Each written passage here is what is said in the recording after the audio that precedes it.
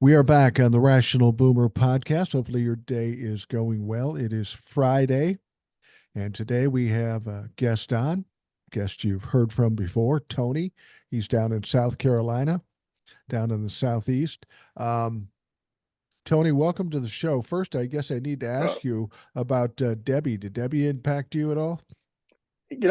from where I live, it's sort of up in the north and the middle section of the state.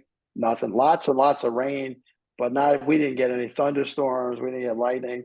The biggest inconvenience was taking out my little dogs. I got two Chihuahuas and a Dachshund, and none of them wanted to go outside. And then being small dogs, they figured, well, this corner is as good a place as another, and it's dry. Let's go right here. So I, that was I, it. I was just thinking here when I said, did you have any problems with Debbie? For those uninitiated, might be thinking it's some woman you met at a bar. No, we're talking about a fucking hurricane here. Yeah, no, there's no woman, Debbie. My wife would kill me. But yes, the tropical storm didn't impact us that much. We lost power for a little bit, but uh, it was only a matter of a minute or so, and then it was up twice. So I mean, we get lucky where I live. No Well, earthquakes, no tornadoes, no hurricanes, no snowstorms, none of that. well, we have a place in Savannah, so I was getting in touch with some people down there to see what happened, and they said it wasn't as big a deal for them as they made it out to be. The media hyped it up a little bit, so that was good to hear. I know there are people struggling in flooding and those sorts of things, and hopefully they will get taken care of and Yeah, yeah. be all right. Well, as a former Navy meteorologist and oceanographer, I looked at the storm and I knew it wasn't going to be too bad for us, but it was one of those slow moving, not a lot of wind to it, but a lot of rain. And because it's slow moving, you never get rid of the rain. And places that are prone to flooding, like Charleston and parts of Savannah, they're going to flood. I mean, it's just the way it is. Yeah. We picked our locations where I've lived carefully the last couple of locations, and we've picked them with an eye towards rain. When I was in Mississippi looking for houses, we found this beautiful house, and it was close to the coast, but not right on the coast. And then we went back to look at it the next day after it rained, completely flooded out. Lesson learned: find a place on a small hill, and you'll be better off. So you're looking for a house in Mississippi. What? South Carolina's not red enough for you? No, no, no. This was when I was in the Navy, and we Oh, had to move from place to place to place, and you always have to find a place to live. And I decided to buy this time, and we looked at a place where we said, "Oh, Gulf Coast, that's pretty nice," but I didn't it want to is live nice right on down the there. ocean. Yeah, didn't want to live on the ocean, so this was a little off the ocean, and sure enough, prone to flooding in a lot of different places. You wouldn't know it unless you went back after a rain, because you know how the real estate agents are; they're willing to sell you anything. Oh, this is a Yeah. beautiful place. Good school district for your kids. So we ended up finding a nice place, and we never had a single problem while I lived there. And where I live right now, it's a beautiful place, and it doesn't impact us very much either. Well, you're off the coast, so you're not going to get. Way off the coast, 2 hours away from the coast. Yeah, yeah, yeah. So that's good. Tony, what have you been up to since we last spoke? Obviously, you've been thinking about some of the shit that's going on. It's been crazy. At least seems like It every day is. something new happens. Well, we haven't talked since Biden dropped out, but all I can say is, and you and I talked, and I said, well, I kind of want Biden to drop out. There were a little bit of disagreement, but and you had good reasons for it. And then he dropped out, and the world just lit up in joy. And I've been following the news every single day, and I'm watching the Democratic rallies versus the Republican rallies, and it's every day there's something new and something else. We're watching history unfold, and I'm glad to be there for it.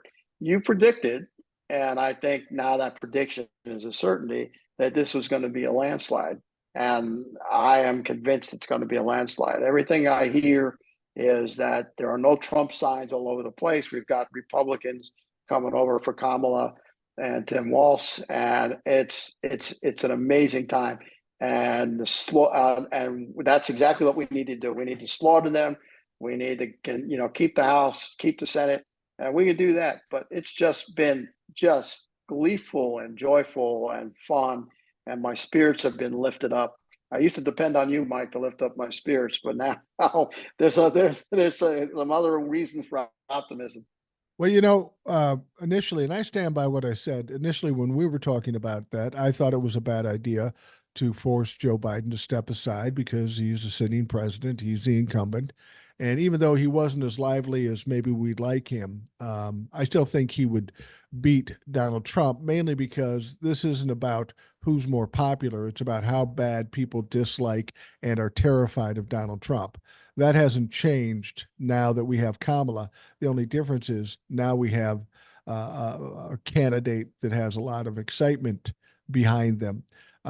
I said too at the time, I said, if you're going to make him step aside, it's got to be Kamala. And there were a lot of You people that did. wanted to jump over her. You But did. let me ask you this, Joe Biden, for as slow and as sleepy as people think he is, do you think it all worked out this way just because of dumb luck? Or do you think Joe was a little wily here in the way he did things after the convention and then also endorsing Kamala? I think that was a big deal.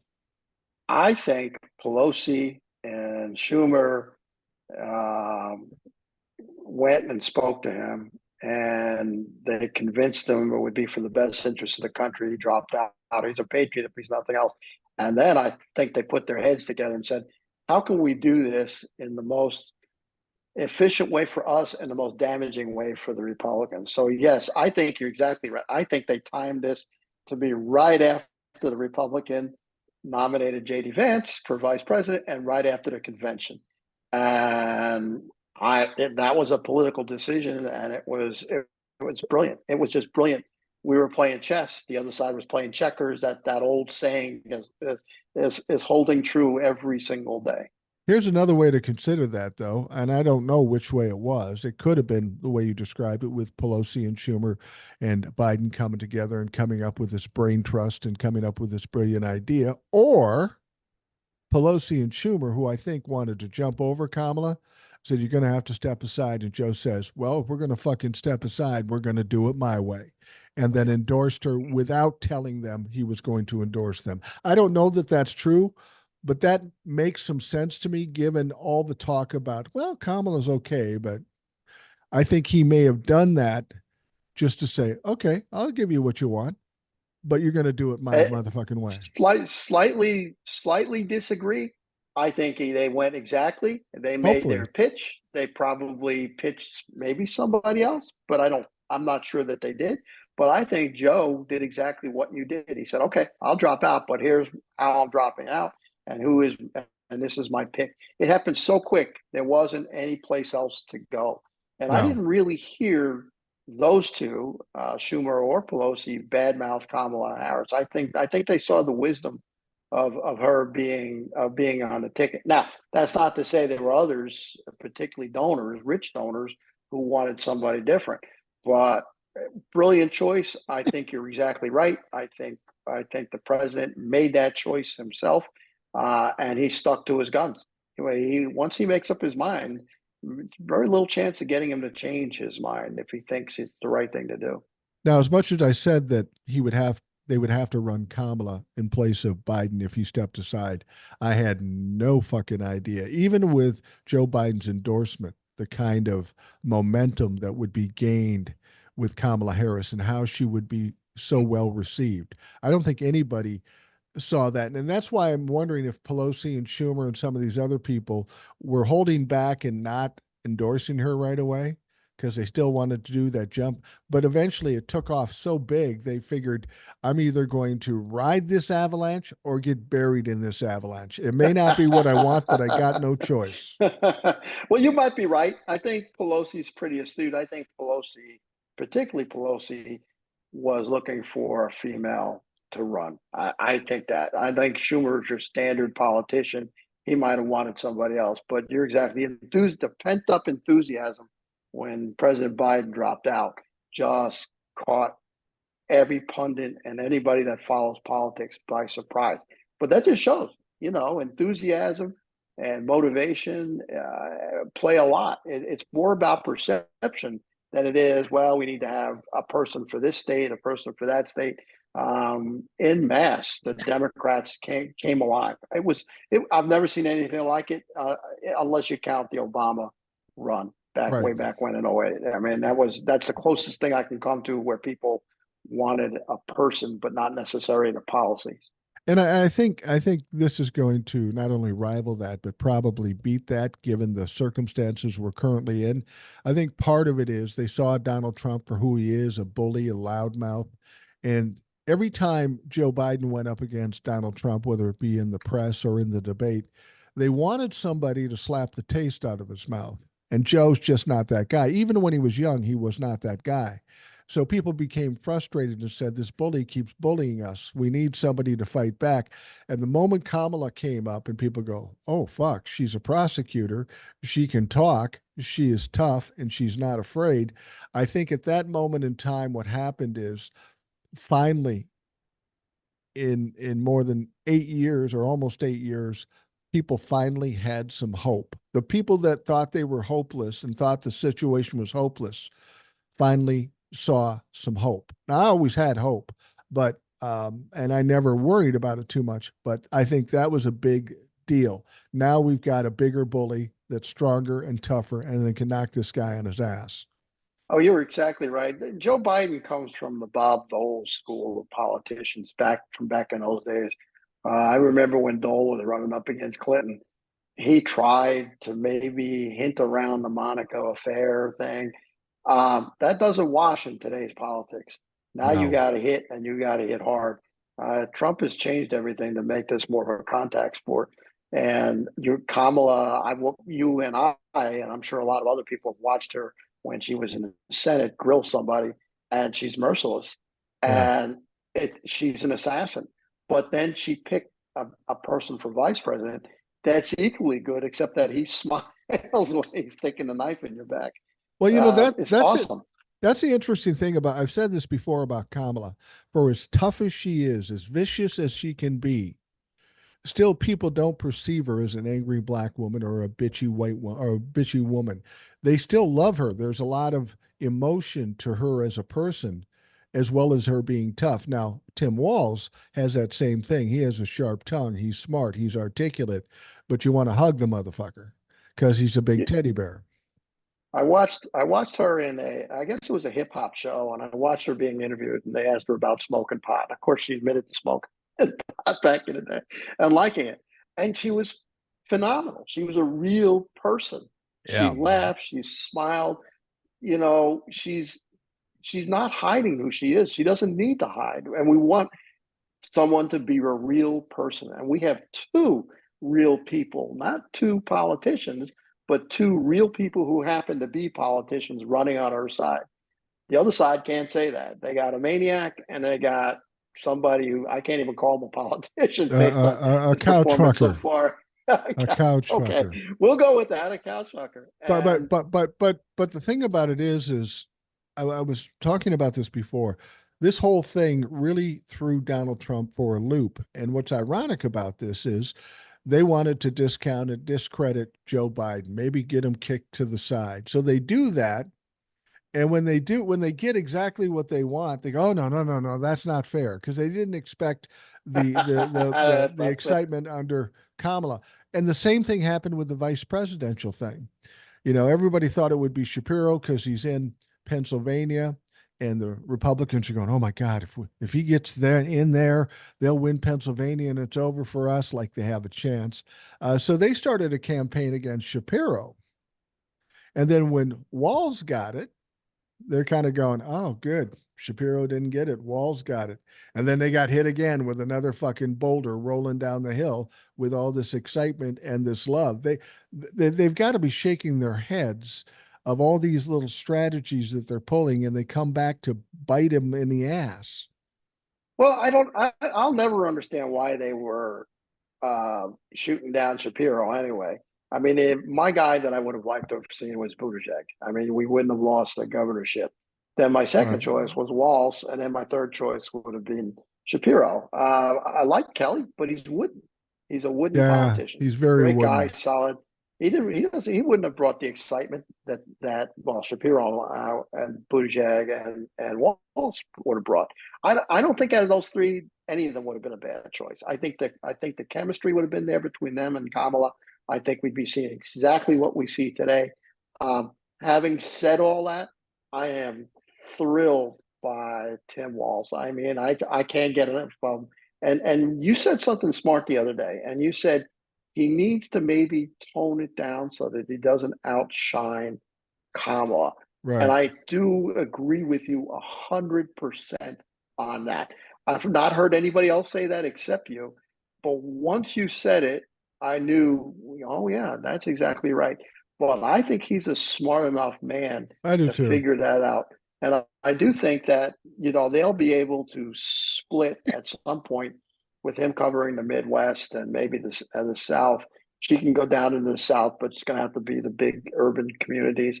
Um, I think Shapiro's going to hit the road. I think Buttigieg, she's going to have so many proxies, and all these proxies can bring in 5,000 to 10,000 people into where Right. the event. I mean, wouldn't you go see Buttigieg if Buttigieg was Yeah, somewhere? absolutely. But Well, I, I think the thing about it is Kamala is a strong, very confident politician, and she's personable. But where the problem could come into play is that Tim Walz is way more animated, and there's nothing wrong with yes, that. yes, But yes, he yes, could yes, overshadow some, and we got to remember what we're selling here. We're not we're he's the hors d'oeuvres. I said this to Old Soul on the show. If I was to take it like when I used to do sports coverage, you got the right, main guy doing play by play, and you got the color guy just inputting tastes here and there, filling the dead spots and making it absolutely, more appetizing. That's the role he's got to play. absolutely, and he may be the best one I've seen Yeah. in my lifetime. In my lifetime, going all the way back, I can't think of a single vice presidential candidate that was as good as him. Going all the way back to Kennedy. It's a good thing being a boomer. When you're a boomer, you got a lot of history. And me being a boomer, and you being a boomer, you can remember these guys. Al Gore was sort of wooden. He was all right. Certainly, anybody else were they're not even close. But I think that I watched her speech with the UAW and just brought tears. She's good. Yeah, she's And it really was good. such a great speech. And it was, wow. She's saying she didn't need to make a joke. And then I watched her tame a couple of protesters the other day, and I'm sure you Yeah. saw that same thing. I'm speaking. Boom, quiet. It was quiet at that place. If you want to vote for Trump, say it. I mean, just brilliant. And they don't have anything like that on their side. Well, So unless they cheat, yeah. it's going to be a landslide. And the thing is, I want to talk more about Kamala and Tim Walz, but before we do that, the top story of yesterday was that fucking shit show mess of Donald Trump. Donald Trump is obviously kind of shook right now because he He is. sees his support going away. He's no longer the media darling. Now Kamala and now Tim Walz on top of it are kind of the media darling. They're the ones getting the most attention. So he thinks he's in trouble here. So he decides, I'm going to have a press conference. Now, somebody I saw on TV suggested that none of his advance team were That's right. there. That's I heard the It, same. it's like he pulled this out of his ass and he decided he was going to do it. So, where does he do it? He does it at Mar-a-Lago at his home. For whatever reason, this guy won't leave home. He pulls in, I don't know which media people came in, but obviously they were kind of bridled a little bit. He wanted to Yeah. control the whole situation. And so he does this. And my God, his advanced people must have been horrified. It was an absolute disaster to me. In most cases, I don't know if it will be for Donald Trump, given he's a head of a cult. That was like political suicide. I mean, he was so disoriented and disconnected. It was just absolutely embarrassing. Well, I mean, they've got to. I didn't see the speeches I mentioned earlier, but I saw clips and parts of it through yesterday and today. Um, we can depend on the usual organizations that take sections of that and get it out into the public sphere. So, Lincoln Project, Seneca Project, all those people, so that the public gets to see that.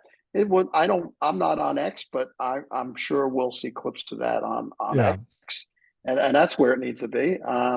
It seems like even it seems it was exactly like you said. The news media showed up. They were given the questions to ask, and he couldn't even handle softball questions by restrained media. And No. you're right. I've heard he's down there. Nobody knows why he hasn't been. He's going to Montana. I don't know why he's going to Montana, but he's for a rally. But he may be ill. He may be recovering. He might be already restrained by, and they're telling him you need to stay here for a week or two. Let this enthusiasm for the Democrats blow out. I don't know what it is, but that was a shit show of the magnitude of an earthquake. It was really bad, and it's reverberating yesterday, and it's reverberating today, and I think it'll do it tomorrow. So that's in the news cycle right now, and it's not good news. It is. And he said some pretty crazy things. He was really worried about how many people show up to his events. And I think he's sensitive now because of all the turnout for Kamala and Tim Walz. 12,000 people in Wisconsin, almost 50,000 people in Michigan. It's driving him nuts. He's stuck in his 100, room. 100,000 in New Jersey. Wow. And that was proven wrong. That's what he said. And of course, he said that his rally in Washington, D.C. was bigger than, the one that Martin Luther Yeah, I gave. mean, Jesus Christ. How do you even say that? He also said, somebody asked him, why do you think Kamala Harris is rising in the polls? This is what he said. Well, she's a woman. She represents certain groups of people. Racist much? He's basically saying she's a woman and she's black or South Asian or whatever it is, and that's why she's getting good publicity in the polls. I mean, this motherfucker can't save himself for anything. And then he said one thing about Tim Walz, and I'm hoping there's a response from Tim Walz. He was talking about abortion and how he thought the abortion issue Oh wasn't my a big God. it wasn't a Yes. big deal anymore.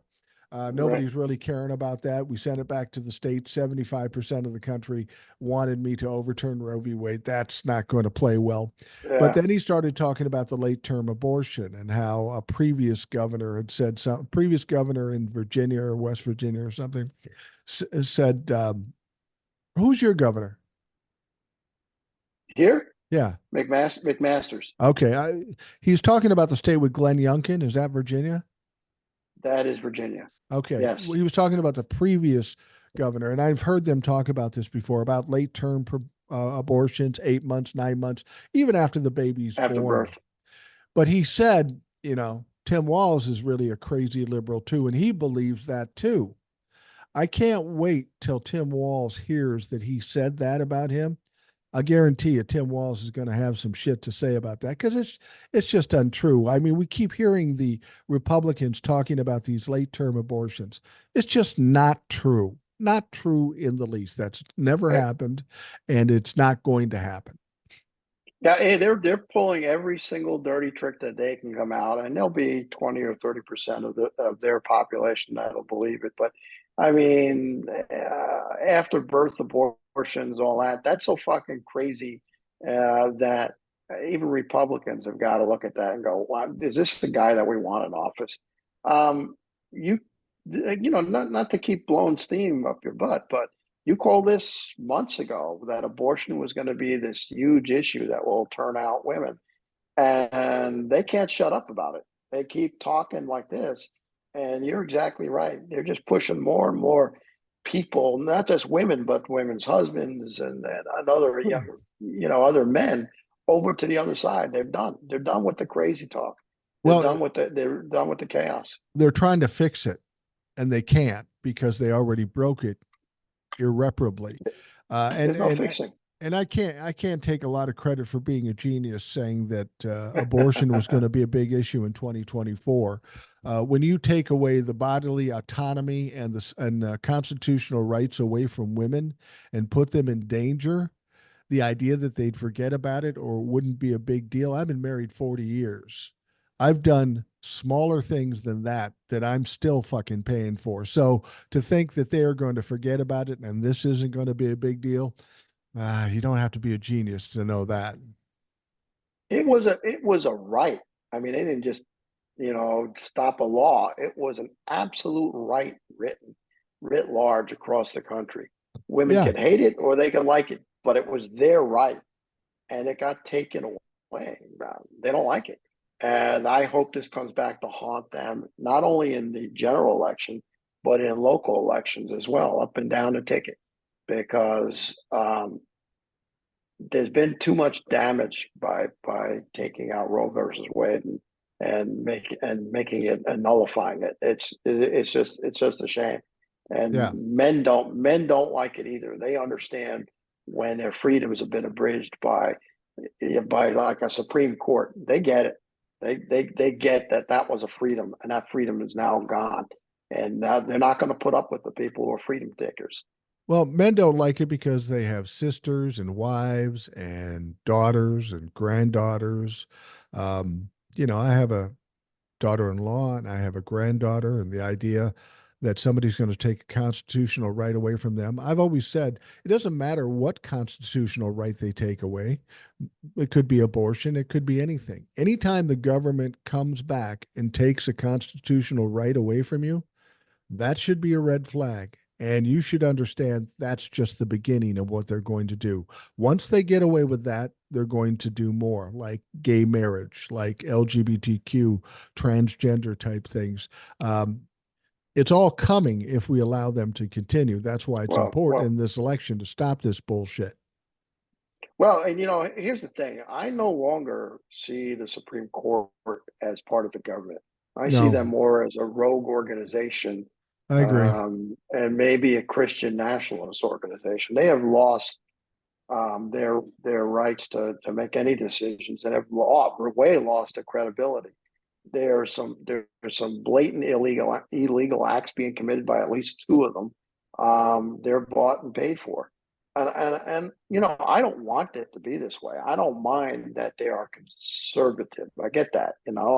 I truly do, but to act the way they've been acting, to make themselves wholly unaccountable to anybody else but themselves, they're no longer, in my mind, part of the government or part of our democracy. They are something else. Yeah, this isn't about conservatism. This is about criminality. And they are corrupt and they are criminal, and there's no two ways about it. You can't have a Supreme Court justice getting millions of dollars, 15 millions of dollars in the case with Clarence Thomas, and expect to think, well, that somebody's just being nice to me. They don't expect anything in return. Fuck, they don't. These billionaires don't do anything. They don't spend money unless they expect some kind of some kind of result or some kind of return on their money. Um, and one of the things I'm glad of Kamala running for president instead of Joe Biden, I think once Kamala becomes president, there's going to be a more aggressive effort to straighten that Supreme Court situation out. Maybe starting with getting rid of the filibuster so we can impeach motherfuckers without having a ridiculous supermajority. Well, if we keep the Senate, and it's a close thing, but if we keep the Senate, if we got nothing else, we can pack the courts. Not the best solution. Biden would never have done that, but at least it's a temporary band-aid on a bad situation. So I think Schumer is going after the courts, but it's hard to get rid of the filibuster using Senate rules. It just is. And the closer the numbers and parity between the GOP and the Democrats, it's hard to get anything done like that, anything big. So I she got, may have to go outside the box and let the controlling party nominate three or four more judges. yeah. Well, the thing about it is we talked about the possibility of a landslide for Kamala in the presidential election, and I believe that's a distinct possibility. At very least, a very decisive win, where there's no question.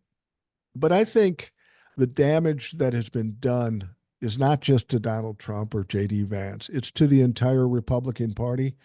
I mean, we've got Republicans voting against Republicans now, voting for Kamala Harris. I think what we're going to see is Kamala win very handily. That's not going to even be in question. She's going to win. They will question it, but it will be ridiculous. But I think we're going to see a lot of changes in the House and the Senate. I think we'll get a big margin in the House. I think we'll save the Senate and probably gain a couple things, mainly because people talk about the Senate. Well, we're not sure it'll be tight. Yeah, that might have been the case 5 years ago, 10 years ago when history was history. This is a whole different time. People are It's a whole terrified. different, People it's a whole understand different time. it's not just Donald Trump, it's the Republicans as a whole.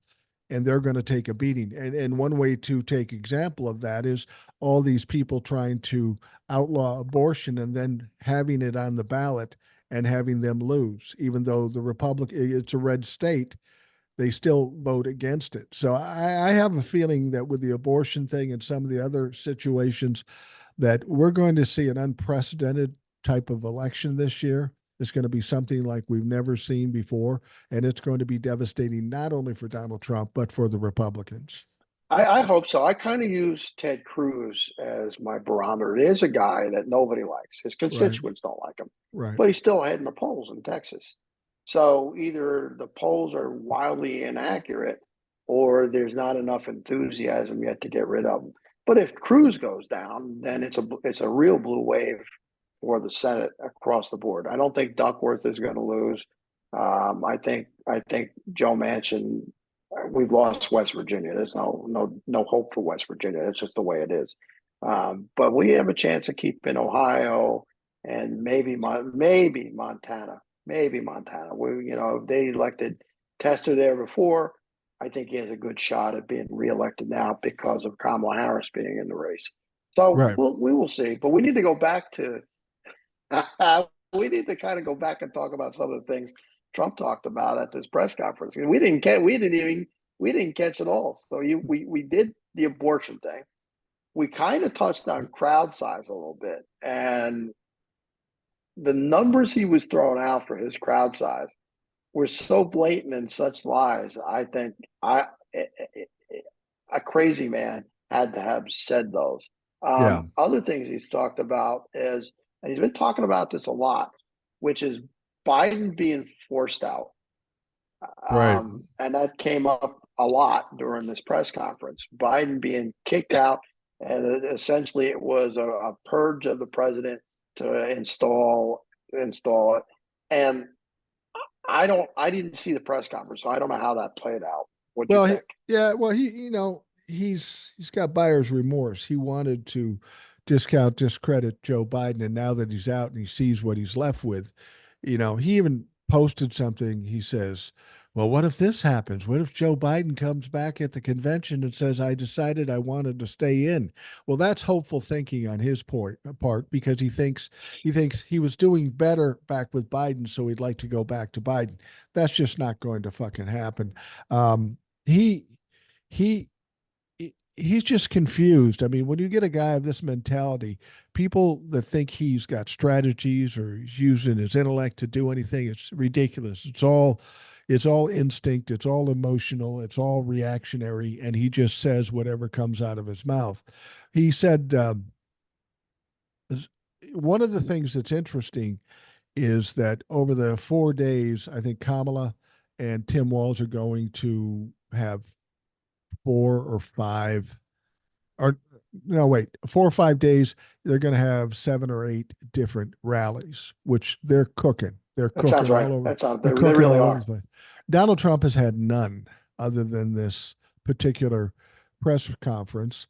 And he's got one in Montana, which makes no sense because he's winning by 15 points and they don't have many electoral votes. He just wants to go places where he has a friendly audience. That's why he did this press conference in Mar-a-Lago.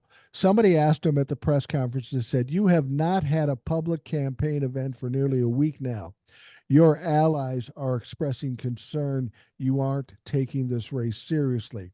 Why aren't you campaigning?"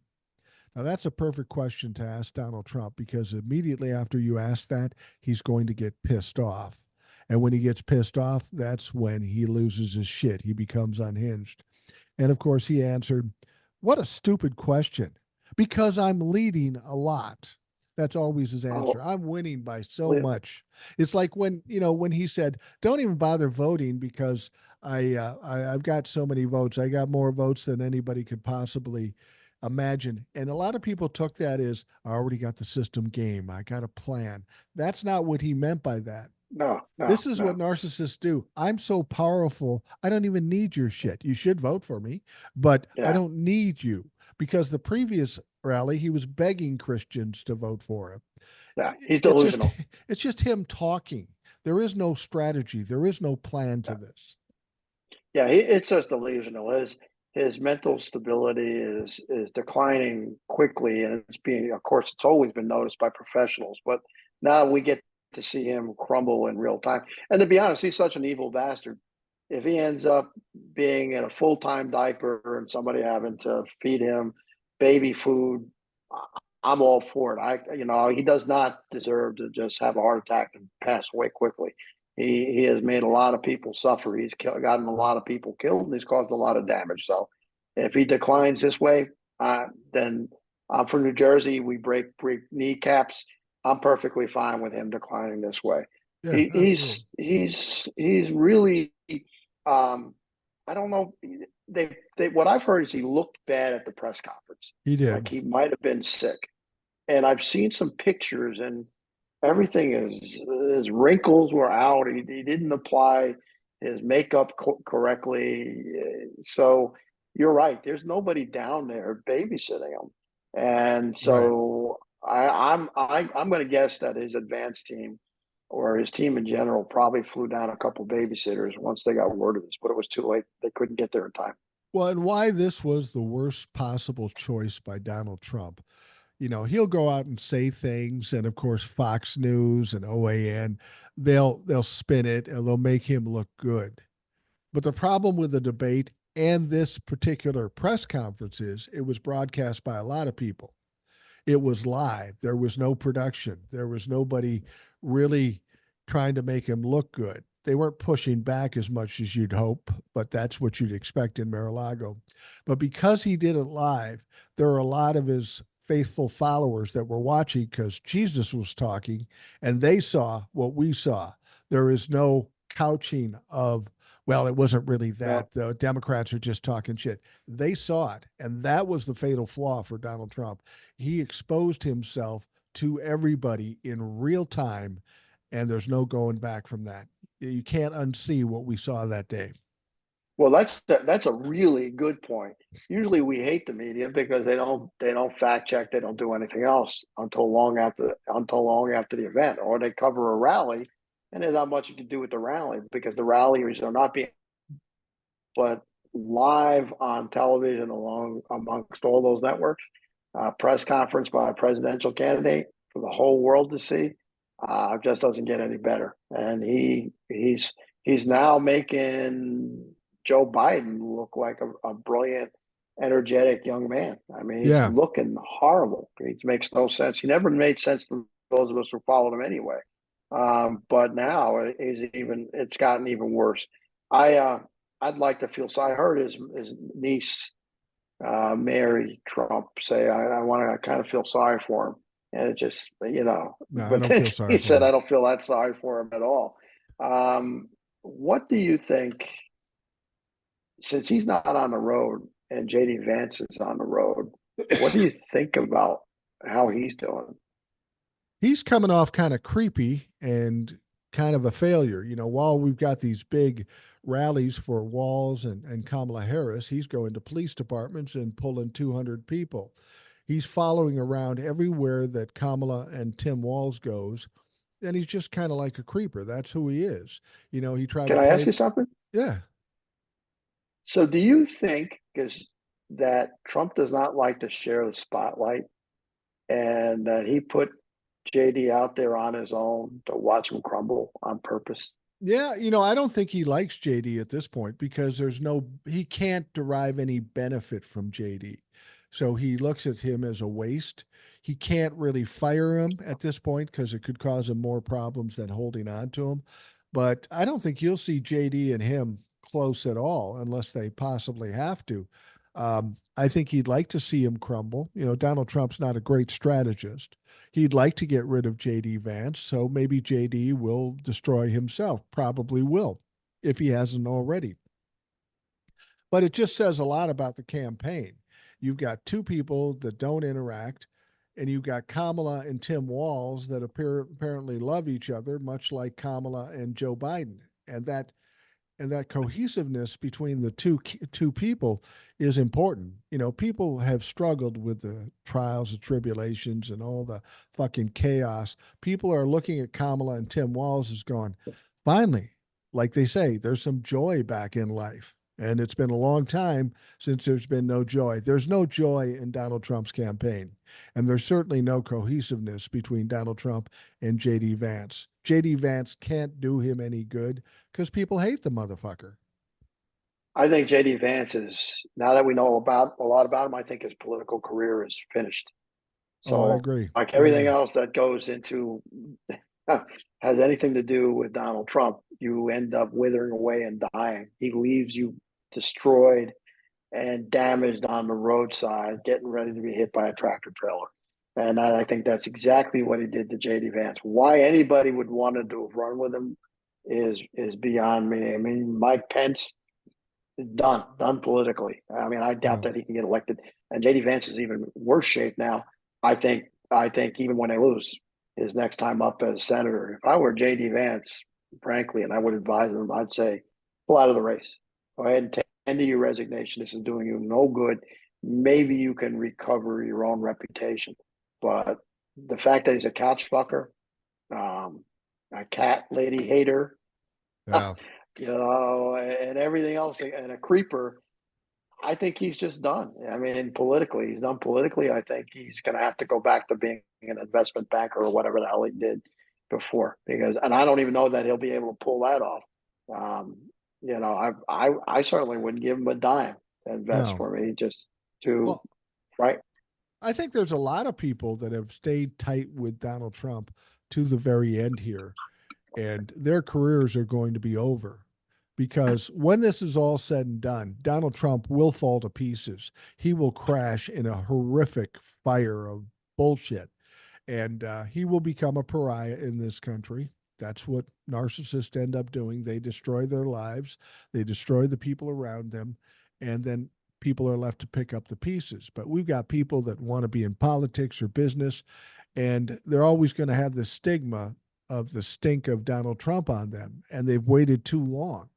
JD Vance is a good example of that. Some of these senators, like Jim Jordan and all these other clowns, they've only Jenna Ellis. Jenna Ellis, they've only just started to suffer from being connected to Donald Trump because, of course, after the election, we have heard possibilities of sitting members of Congress getting indictments for January 6th, and I expect that will come. So, yeah, JD Vance has got problems, but so do a lot of people that were connected to Donald Trump.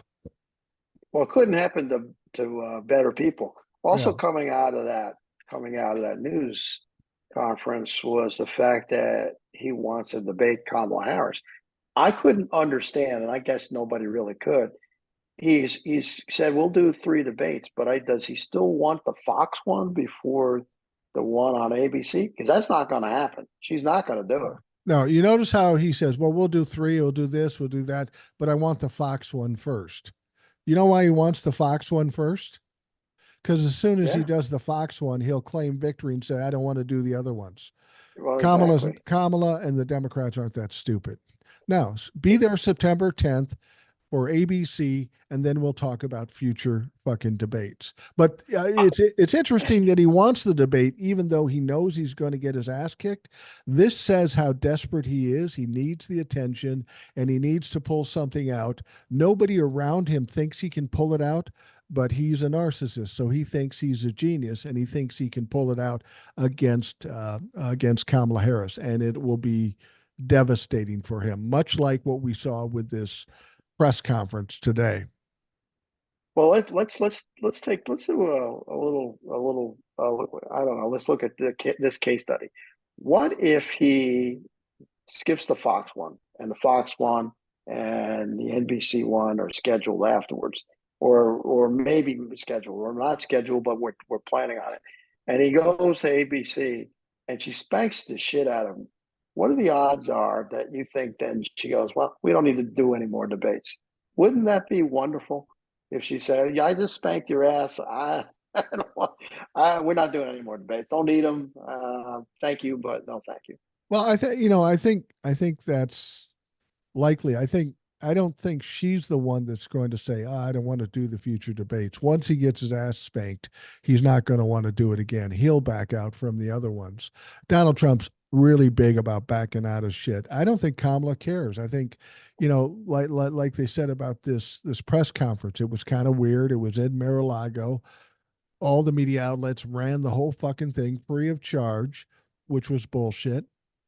But um, somebody from the Democratic Party says, I hope he does this every day because he's just destroying himself. And so I think the debates don't bother Kamala. I think she'll destroy him and say, let's do it again. Donald Trump will drop out because his pride won't allow him to continue.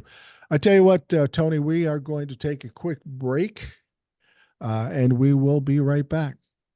Yes, sir. This is going well. We are back on the Rational Boomer podcast. Tony from South Carolina is with us. We have a rousing conversation about Donald Trump and his press conference and the debates. We were talking about Kamala Harris and Tim Walz, who is the new vice presidential nominee. I know you said you're a fan of his. I am a fan of his. I'm in the state where he's governor.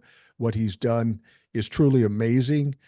And one of the reasons I think Kamala may have picked him because he seems like a younger, maybe more overt Joe Biden.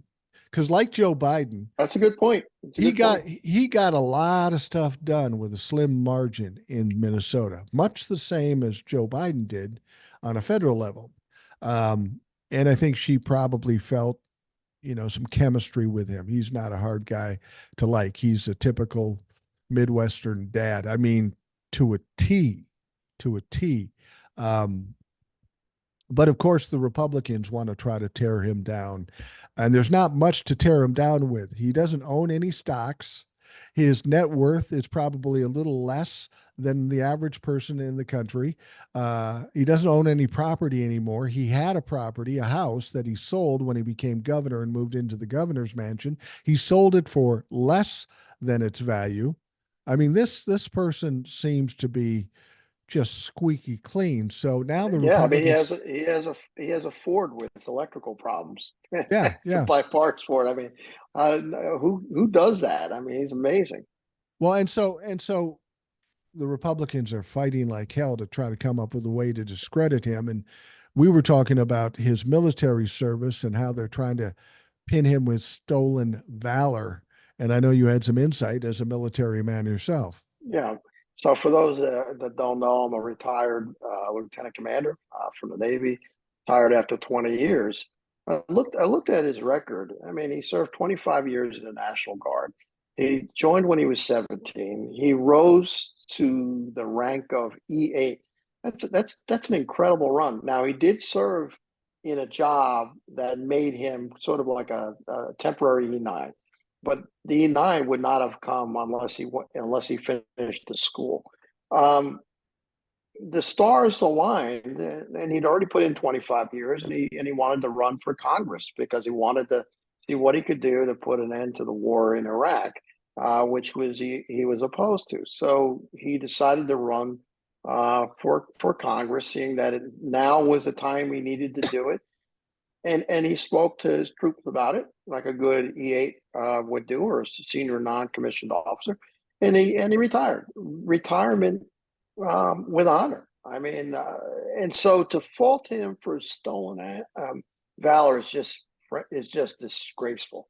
JD Vance is sort of leading that charge, um, and he's the vice presidential pick of a guy who avoided the draft, who avoided any military service, and frankly, whose whole family avoided military service. Right. So, a guy who serves for 25 years versus a presidential candidate who has no regard whatsoever for the military, never served, never let his family serve.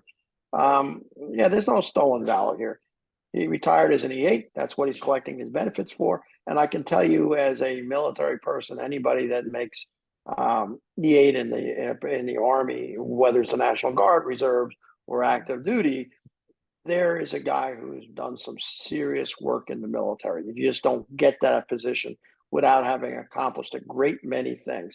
And of course, those are the leaders of our enlisted troops. It's not the officers who lead those men and women. It's the non-commissioned officers who do it, and the non-commissioned officers go to the E8s for advice. So what a bunch of nonsense! And the Republicans are trying to swift vote him like they did Kerry when Kerry was running. It's not going to work this time. No, it's not going to work. And there's some other factors here. You would know better than I do, but I've heard people talk about it. If you're in the military and you want to retire, it's not like you get up in the morning and say, I'm retiring today. This is a process. It could take 6 months to a Right? year to do it. It's So exactly right. so he would have had to done it well in advance of even knowing that it's going to be deployed. It happened to be that way, but it had nothing to do with him being a coward or stolen valor or anything like that. That's just the way it worked out. Yeah, I mean that whole when you retire, you put in your papers to retire. The papers have to be approved. You have to go to a special school for transitioning out of the military. You get a bunch of people come to speak to you about the VA and other entitlements that you're allowed to have as a retiree. It's a long process. It is not something that can be done in 30 days. It's at least 6 months to get out. So he started this process long before there was going to be an alert to go to Iraq for his artillery company. And the other thing, the person who brought up the whole stolen valor is a disgruntled what's the word you use? Trumperfuck. Yeah. It's a fellow whose social posts are shoot Democrats and that kind of thing. So we're not going to buy into it, and they could run with it. It's doomed to fail, and it doesn't matter. We love the guy. We understand the guy. I'm hoping that he explains his position both on abortion and beats the hell out of the other side about their lack of service and their lack of understanding what service means. Well, and the other part of this too, in terms of his retirement, wanting to run for Congress, he also suffered a disability while he He was in the did. service. He was in artillery and he lost hearing in one of his ears and he needed surgery for that sort of thing. And that would be a natural time to say, maybe I've had enough. I've got my 25 years in. I've got this disability I got to take care of. It's time to do something else, like run for Congress. And let's be honest, when he ran for Congress, he ran against a guy who was kind of mainstay in Congress. The idea that he would beat this Republican, a guy named Gil Gutnick, nobody thought that was going to fucking happen, but he did. Yeah, I mean, if you're in the military, you're going to be exposed to quite a few noisy items. Of course, I was on ships. Ships have artillery of their own, and they have missiles and they shot. And I was a fire control officer, so I got to shoot missiles. And you're out there, but just the general noise on board a ship, there's a constant hum of equipment. If you go down into the engine room, there's gas turbines running or their boilers running, and you're constantly having to wear hearing protection. My hearing is not that great, and I certainly wasn't in the artillery like he was. No, he did the right thing, and he had been told by the Army anyway that he was probably going to have to be medically retired, and he asked for one more tour. So he's really should be treated as a hero by all sides, and the Republicans used to do that. They used to understand that, and they don't seem to understand that anymore.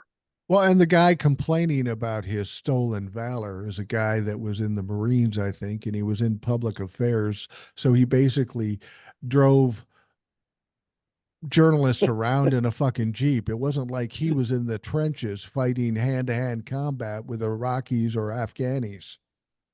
All right, well, not to put down public affairs people, but I'm very familiar with them, and they will go to areas of combat to record for military history what's going on. But a lot of their jobs are exactly what you see on television. They're journalists. Right. They will do interviews. They will do all that.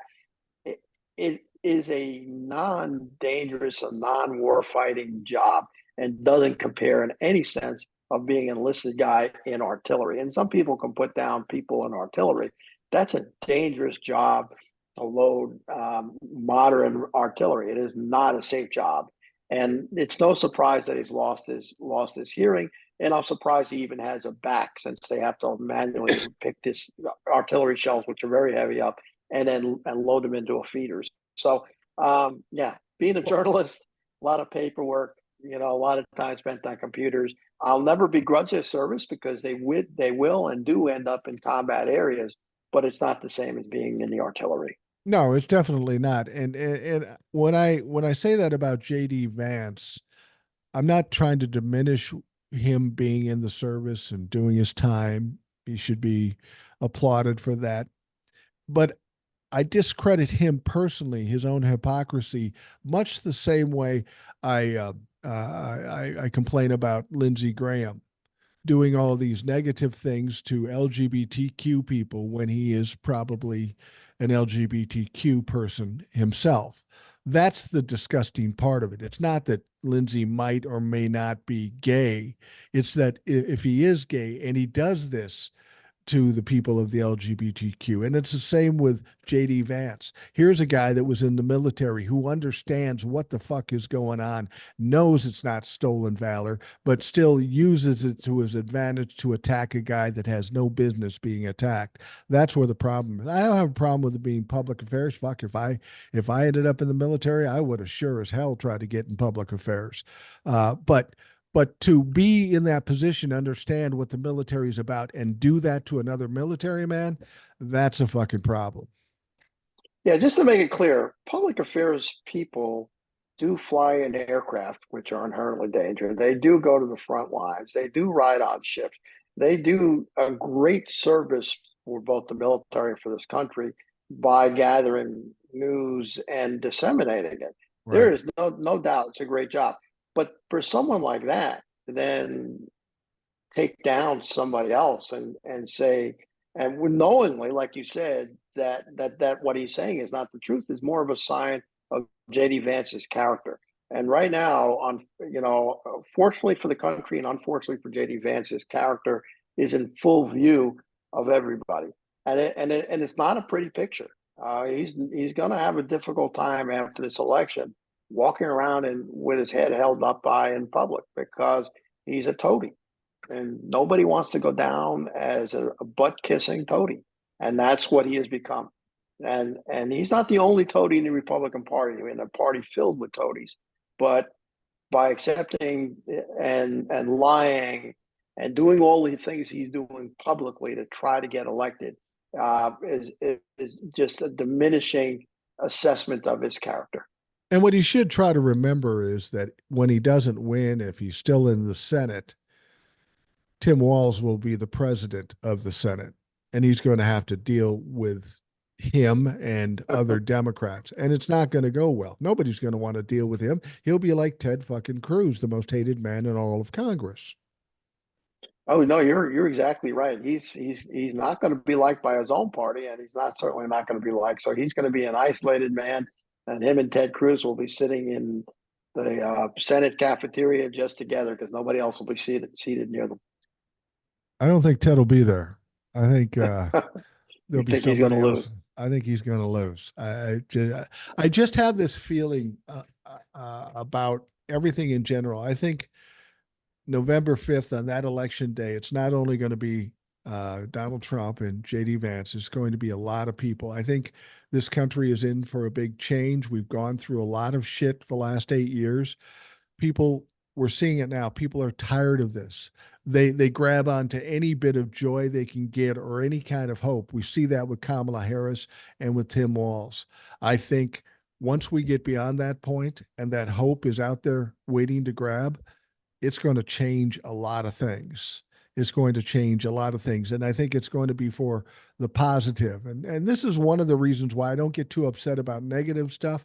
Every time I've gone through negative stuff, once you get to the other side, it tends to get through it and get better. So I'm looking forward to that.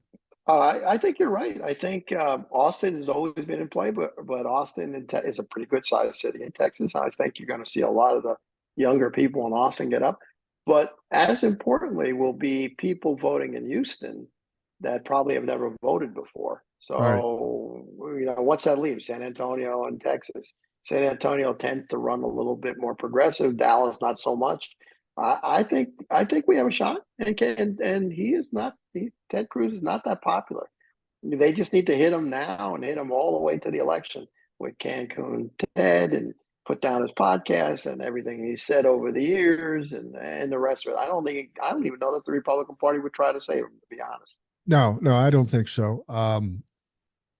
What you said earlier is that you're kind of seeing the prospect of a landslide victory for Kamala Harris. Is it strictly I do. because of the momentum and the excitement behind Kamala and Tim Walz at this point, or is there something else you see? No, I think what it is a generational shift, Yeah, which we I expected agree. with Obama, and we've seen that again. We're passing the torch from Biden, who's probably even before, not even a boomer. No, Biden's probably before us. But we're passing it down to Gen X, and I think that's a good thing. I mean, we've got a 59-year-old and a 60-year-old running our ticket, and they're energetic and they're young seeming, and we see the other side is this decrepit old, I don't know, racist caricature of a human being who represents a danger. We're also seeing the rise of Christian nationals, and we're also seeing the rise of taking away freedoms from women. We're seeing all this stuff come together in one. I think Kamala and Walz. I think they're going to articulate the exact danger, the exact things that are being taken away in the way that common people understand. And that's been the problem with politicians. They never explain it in a language that we understand. right. Clinton showing up on playing the saxophone is not the same as seeing Tim Walz stand up there and explain why feeding teenagers free lunches across the state of Minnesota is so important. I mean, that is going to do wonders, and we've got more than enough time for them to make their case across the country, and it's just going to get better and better. I didn't think this is going to be an actual blue wave, a real blue wave this time. I actually do too. I was watching TikTok and I saw this little girl, probably in her 20s, and she was pretty excited. And there was a picture of Tim Walz behind her. She goes, "How could you not vote for this guy? He's so adorable. He's standing there holding a baby pig at the state fair, and he's got this big dumb smile, a big dumb white guy smile, like I might do if I smiled like that." But and I'm not trying to demean him because I like Tim Walz, but he's holding this and he's just this vision of joy. Or they have him up in the slingshot with his daughter and him With screaming. daughter. Yeah, and then talking to his daughter about, well, we're gonna get corn dogs. She goes, "I'm a vegetarian." He goes, "Well, then turkey then." And she goes, "That's me too. Not in Minnesota. It's special here." He's just got. Somebody said something. I think I mentioned it on the podcast last time, the last podcast. Somebody said something very poignant, and I don't know who said it, but they said Tim Walz is the father that was taken away from a lot of people by the likes of Rush Limbaugh and Fox News. These were dads that were like that, but when they got sucked into this cult and brainwashed, those dads no longer existed. You dealt with the fights and the arguments at the dinner table and stuff, but he represents what they think dad should be like. And I think that's a very powerful thing for the young people going forward. He's not Well, young himself, but he's the right guy at the right time, much like Kamala is. oh, whoever made that comment about the dad that was taken away has got that so right. Yeah. Over the last 10 years, since 2016, dads have gone away and then Yeah. have aged into being grandfathers. And there's no discussion between them and the previous generations coming, the generations that are following. They Right. can't stand talking to dad or granddad anymore. They can't talk politics, and that's all that ever comes up at the dinner table. And now we have this fellow who's come back, and he is pleasing like a 1960s comedy like Leave It to Beaver or My Right. Three Sons. The dad that you go, I want that guy as my dad. But you know, the Exactly right. thing about it is he does have that old school dad thing, but he's not corny. I mean, even if he is corny to a certain extent, it's very endearing. But he's so fucking smart and so articulate. You know, he's found, if he was on TikTok, he found his niche. And everybody told me when I went on TikTok, you got to find a niche. I don't have a fucking niche. I'm an old guy sitting in my living room. But my niche was, I later found out, was that I look like a Trumplefuck. I look like a boomer that is going to talk racist shit, but I don't. So it's kind of a shocking type of thing. And he's got kind of that same thing. You see somebody like him walking down the street, you go, oh, fuck. And then he starts smiling and telling jokes and fixing your car. You go, fuck, I love this guy. I think when he decides to retire, I think he has a future as being a game show host because that's a show I would watch. Yeah. Whatever it is, the match game, pick a game show, put him in charge of it, pay him a lot of money because I think he would be awesome at it. And he's already loved, but that would just make him beloved by everybody. You know, a lot of people thought that Shapiro would be the guy, and Shapiro is smart. He's very articulate. But I think what came into play here was Shapiro is much more ambitious than I think Tim Walz is. I mean, T- Tim Walz, Shapiro wants to be the lead singer in a rock band. You know, he wants to be the lead singer. And I get that. I don't begrudge him that at all. I think Tim Walz is just happy being the bass player over on the side, just playing his role. And I think that's I, why he kind of fits better with Kamala. I think you're exactly right. I think Shapiro would have been fantastic. To be honest, I wouldn't have pulled him out of Pennsylvania. I think he does more for our side being the governor of Pennsylvania than replacing him with somebody else. So, and I also agree with you that he's got ambitions for higher office as a young man. Um, I don't know how long Kamala is going to stay in office.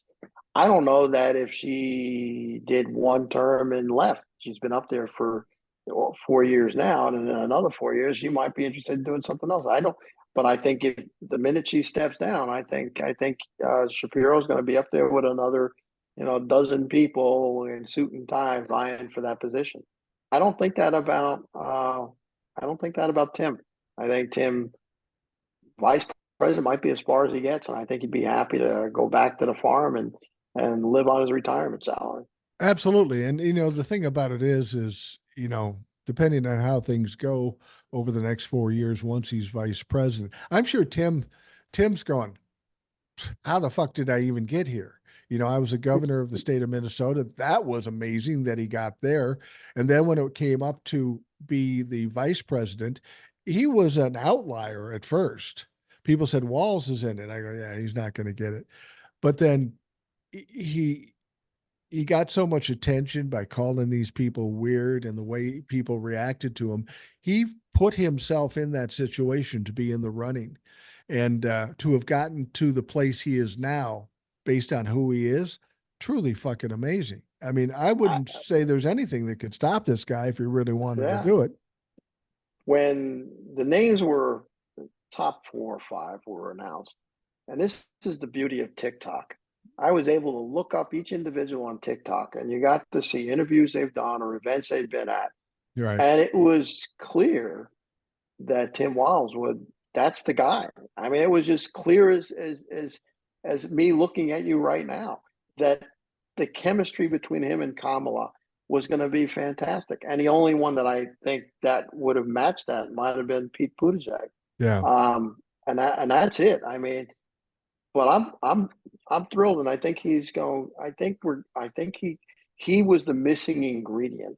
If the energy was here, he pulled it up to here. Right. And in a week or so, when we go to the convention, we're going to a week of nonstop free advertising that the networks are going to cover. Right. Because I can see Taylor Swift showing up there and Beyonce showing up there. and all these movie stars and these talented musicians. I think it's going to be a show like nothing we've ever seen before. Well, and Um, if you talk to Donald Trump or the Republicans, they'll say, "Oh, this is just the honeymoon period. This is just a sugar high," and they may be right, but I don't see it fading really because people have been dragged down so long into this despair. They are starving to be pulled out of it and have something to be joyous about. And, they're using the right term, joy, because we haven't seen a lot of joy in the last 8 years. We've had wins, they've had losses, but there's never really been any joy or hope. And that's what these two people, Walls and Kamala Harris, represent. They represent hope. And that's we talked about how many followers I have on TikTok, which is a crazy amount. Um, and and I think that lends itself to the fact that just the way I talk lends hope. And that may be the only that's right. reason why. Well, here's one motherfucker giving us some hope. And that's what I think Kamala and Tim Walz are doing. They're giving them hope, and they've been so starved for it. They'll grab on and hold on. And I don't think this is a honeymoon period. I think it's going to be rocking and rolling, getting bigger as we get closer to the election. I think you nailed it. It's been like there's been this dark cloud over the country since Donald Trump arrived on the scene, and we had Joe Biden, and he was great. And but the media didn't cover him. It's like they wanted that dark cloud to stay over the top of us, which I believe they did. They don't make money if everything is sunshine and roses. But Right. for right now, the Kamala Harris campaign has just let some sunshine in, and that's what we're dying. You're right, we are dying for it. And if you think about it, it's just going to get better. We're going to go to the convention, and then we're going to go into September. And you said September 18th will be the sentencing for Donald Trump. Somewhere in there, September, October, where there'll be another trial for the insurrection that'll be coming up because Judge Chutkan is running with that. It's nothing but bad news for them. They get to live under the dark cloud, and we'll get to live under the sunshine for a good period until the election. Well, the one thing you can absolutely count on over and above anything that's planned out is that the pressure is going to get worse for Donald Trump. And at least 3 or 4 times between now and November, Donald Trump will do something stupid or fucked up, much like the press conference he had yesterday. He's going to do shit like that because he's flailing now. And, all the people around him are going to advise him. And excuse me, I got a bit of a cold, That's but, okay. but all these people are advising him. But when it doesn't show up in the polls or in money, he's going to say, "You fuckers don't know what you're doing. I'm just going to do it my way." And that's going to be a horrible Oh thing for yeah, him. yeah. Come September, he'll be attacking another black woman. I mean, it's going to be one. He'll move on to the judge. He'll say how it's not fair. He'll say it's a witch hunt. He'll do all of it. And I have not heard about him paying money from the lawsuit that he lost. I haven't heard a word or anything about Well, the he money that he did owes. he did put up the bond that is there for his appeal. He's got about $275 million tied up in the bonds for the appeals, including E. Jean Carroll and the New York thing. So, as much as they haven't gotten paid, he has to come out of either his pocket or property. He's got some things tied up, $275 million tied up that he cannot touch and will never get back because he'll lose the appeals. Right. So that's one of the reasons he's struggling financially. I mean, we've heard about these unprecedented amounts of money that Kamala has raised, $310 million in the first couple of weeks. Right after she named Tim Walz, they raised $36 million. You don't hear those kinds of things with Donald Trump, and even if you did, um, that money isn't going to the campaign; it's going to pay his legal fees. you're seeing commercials and rally events, and Donald Trump is sitting at home in his shitty diaper doing nothing, trying to go down the hall and do a press conference and get a freebie by doing that. So Donald Trump is not even really trying here to win this. Maybe not because he doesn't want to, but I think he doesn't have the stamina, and that's where Kamala and Tim will kick his ass. They'll be bopping Well, around the country all over the place, and he will exactly. be hard pressed to keep up with them. Well, two things. First of all, I suspect that the appellate court will come back on a decision on that appeal probably before the election. I don't know it, but there's politics at play in New York. They do a lot of shady shit in New York, and Yeah. they don't like Donald Trump. So I think that's going to happen. But the second part is without money, he's got no ground game. So his No. donors are starting to close their wallets because they don't want to throw, bad money into that campaign and just Right. watch it just dissolve. It's just going away. They don't want to see it go for legal fees, nor do they want to just waste millions of dollars when to build a ground game when it should have already been in play and wasn't in play because there was no money in the RNC and there was no money, and Trump, supposedly a billionaire, wasn't parting with any of his money. So the good news just keeps getting better for us. The bad news keeps coming and hitting those guys right in the ass. I'm loving every minute of it. I saw some polls, and I'm not big on polls. Well, Um, for good but reason. yeah, I think that, but I've been seeing some things that were kind of interesting. Like, for example, there's one poll that comes out um, that's suggesting Harris leads Trump 53 to 47%. I don't know if that's absolutely true. Um, there's another poll. Is he being whether this person is too old to be president? 58% of the people say Trump is, 11% say Kamala is. But um, among independents, they're saying uh, Harris has 60%, Trump has 40%. But this is the one that's interesting, I hope is true. It says among people age 18 to 29, which we know are going to play a big role in this election and a major role in 2028. They're saying that 71% of those people 18 to 29 are voting for Harris, 29% are voting for Trump. When you think about I, the number of young people that are going to be voting, that is devastating. of course, you and I are on TikTok, and we see the enthusiasm by young people that I doubt is matched by older white men No. on that same network. But the Trump addressed that today, and they asked him that question, and he said, "Well, I'm winning. I may not be winning among black women, but I'm winning black men by a lot." That's his words, by a lot. And we've increased our numbers among white men. And I think he's freaking delusional because if you break that down, he may have increased, and I don't even think he did that among white men without college education, but he's losing bad among white men with college education. So, Yeah.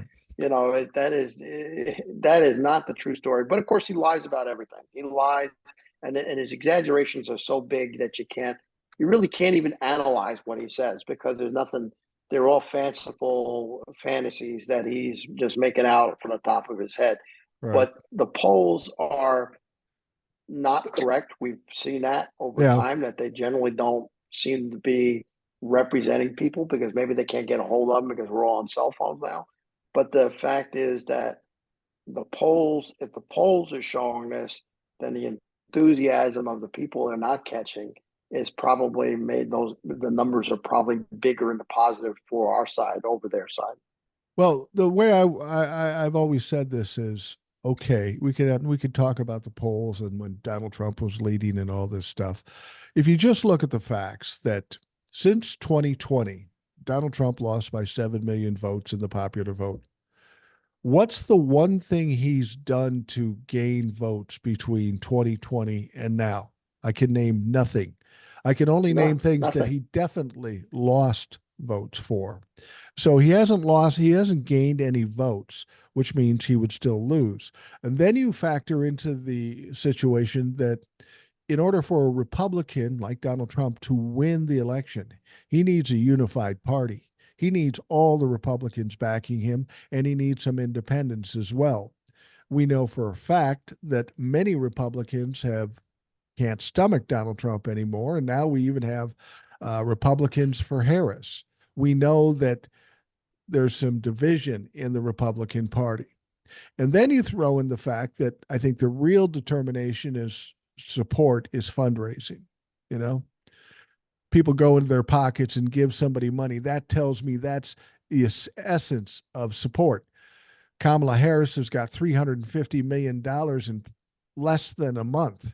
Donald Trump got $130 million. And we don't even know if that's true because he tends to lie about that shit. Right, right. And we don't, that money didn't come from grassroots. That came from, Right, right. the elite. And so when you factor in all those things, I would challenge any Republican with all those things that we know are true. What's the path to win? I don't fucking see it. That's why I'm even going as far as saying a decisive, if not a landslide win, because all the facts suggest that's the case. Yeah, I don't know that there's a governor in a red state that would allow blatant cheating to go on after the election. There may be a county commissioner or two that might not want to certify the election, but I think on the whole, very few secretaries of the states and very few governors will want to be caught actually cheating. Now, if there's cheating going on now, it's probably more like purging the rolls, the voter rolls.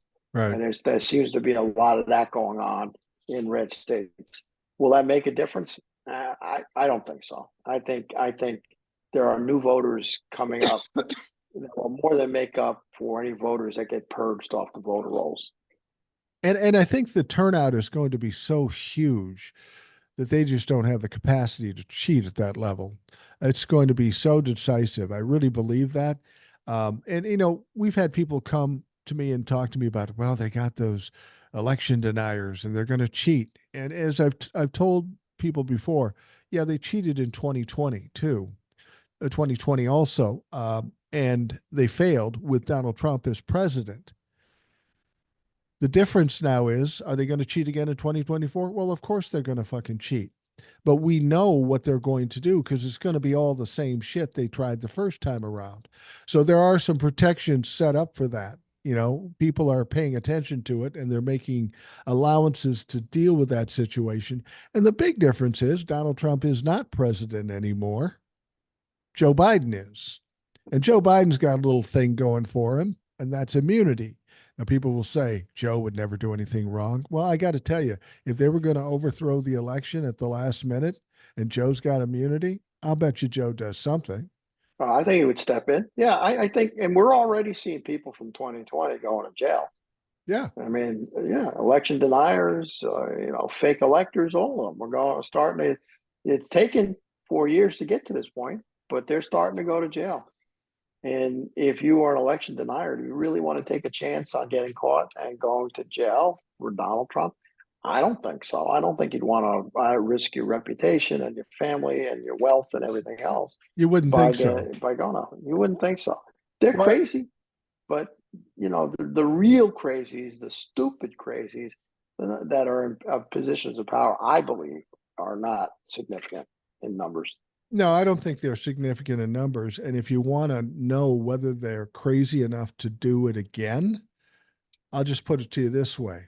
After the indictments, after the convictions, we kept hearing, oh, there's going to be a civil war. Everybody said, are they going to rise up again and attack?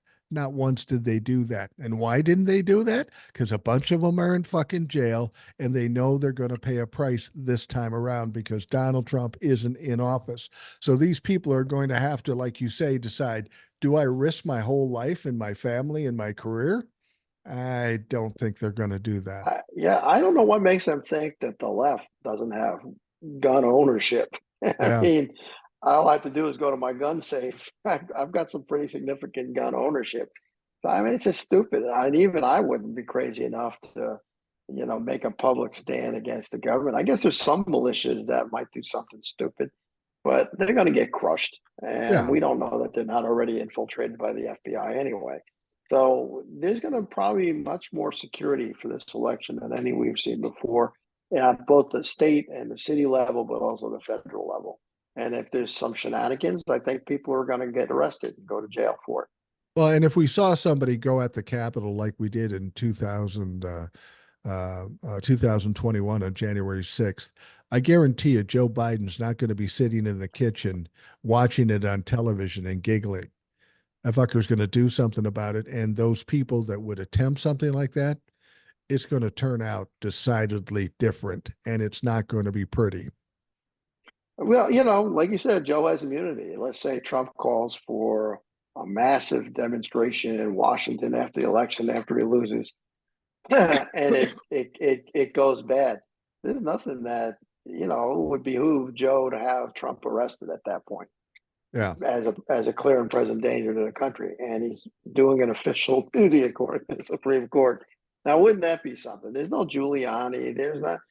Trump doesn't have the allies that he had before that were No. hidden and embedded, and I think he doesn't have the allies in Congress. He might have Marjorie Taylor Greene and a few of those diehards, but she's astute enough to not go ahead and put her tits in a bind someplace. I think that she's smart enough to not do that.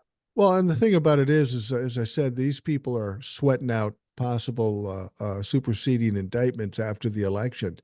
Do you really think they're going to try to do it again? Do you think they're going to get involved again? They're hoping they can slip through this first one, Yeah, and they aren't going to put themselves at risk a second time because Donald Trump's power has diminished quite a lot from 2020. He's not nearly as powerful. There's been too much exposed about him.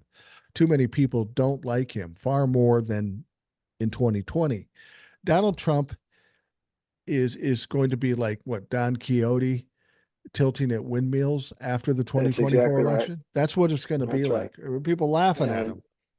And JD's is Pancho Sanchez, except Yeah, there this you go. Pancho Sanchez won't open his fucking mouth to say maybe we shouldn't go ahead and joust with that windmill there, Don Quixote.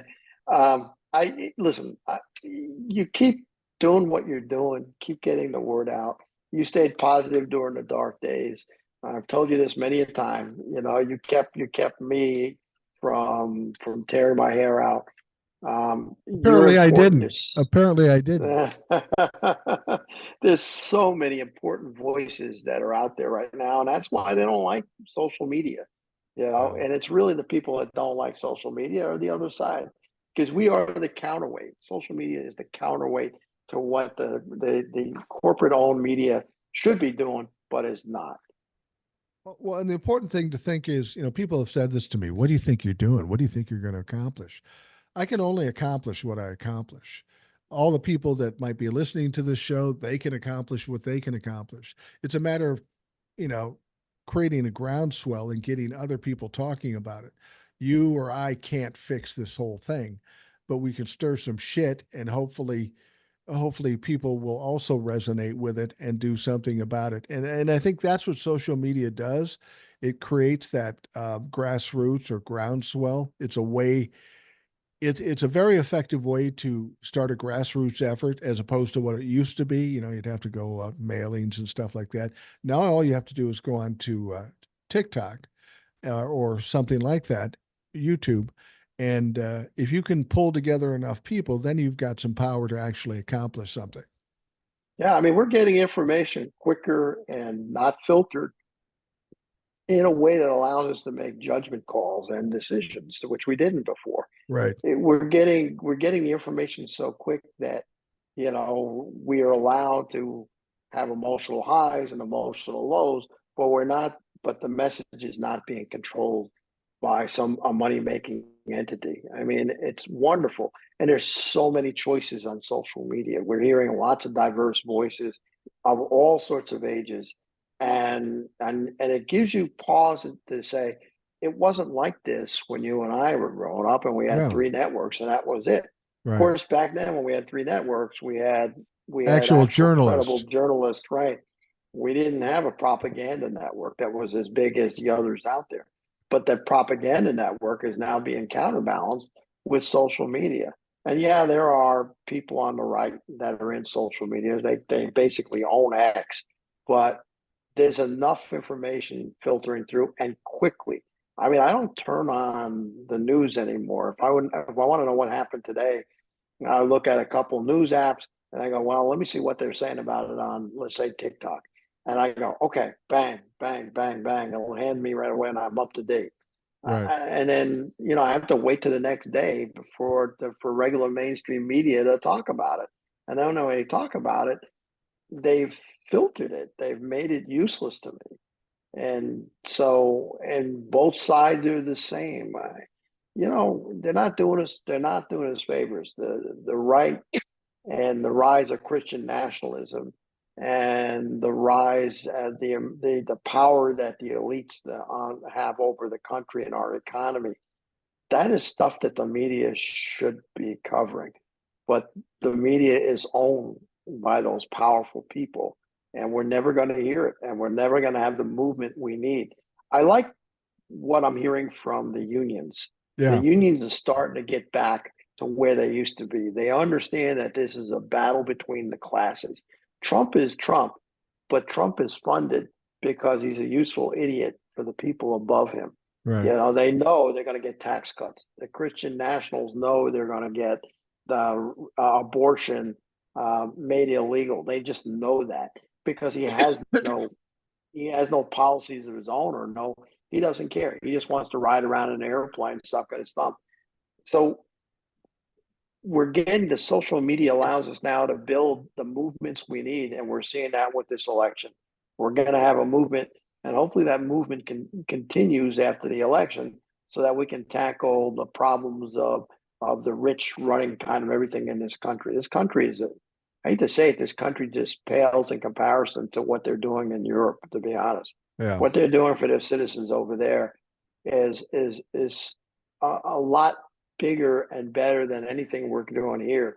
All our money is going out, and it's going out to rich corporations that don't need it.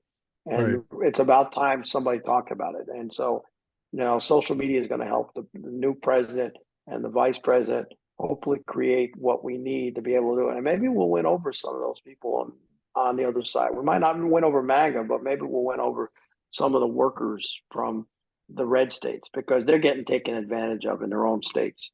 Yeah, absolutely. I think we're headed the right direction, and I think we're in for some pretty significant changes. Well, um, I appreciate you coming on, It's always a Tony. pleasure. I appreciate it. It's always great to have a listener. Or I feel like I'm diminishing people with saying, "Well, I've got listeners on my show." These people who've come on the show, like yourself and Old Soul and all the others, they become legitimate guests, legitimate authorities in certain areas. They have a perspective, and they are just as valuable as anything I fucking watch on MSNBC.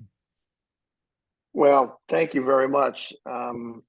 The fact that you let us loan our voices to you, and if we can make a difference with the listeners out there by having a point of view that either you agree with or maybe slightly disagree with, I think that's important. And you're one of the few people who allows that to happen.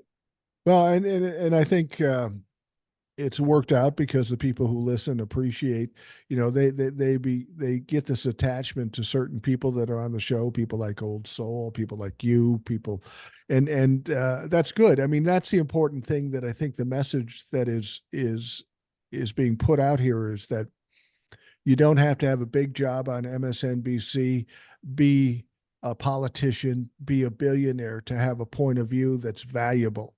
And we're seeing that here on this podcast, because I don't know about you. I'm certainly not amongst the elite. Um, No. Although my granddaughter does think I'm elite because I buy her anything. But other than that, I'm not an elite. I may have more money than Tim Walz. That may be, but I'm not one of the elites, and we're just people, and that's what this country is made of, and that's who are the people. Those are the folks that should be in control and in power in this country, and that's what we need to get back.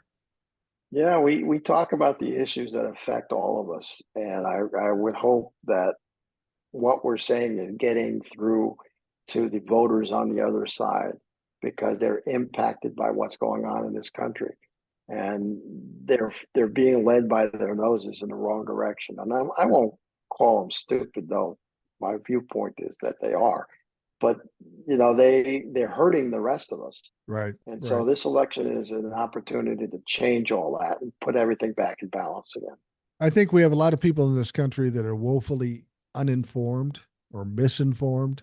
And hopefully, by what we're doing here or what's going to happen after November 5th, we can get some people better informed so they don't appear so stupid. Hopefully, Well, that's the case. I appreciate you having me on. I usually wait a couple news cycles before I come back on with you. So give me a few weeks. You'll hear from me again because I love being on the show with you. I consider you a friend. I consider you a brother in arms, and I'm proud to even stand by you in our fight for justice in this country.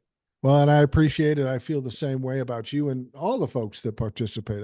I feel the strong connection to all of them. For those of you listening, I want to thank you for taking the time to do that. I hope you have a great day. Tomorrow looks like Ed's going to be on. So we'll talk to you then.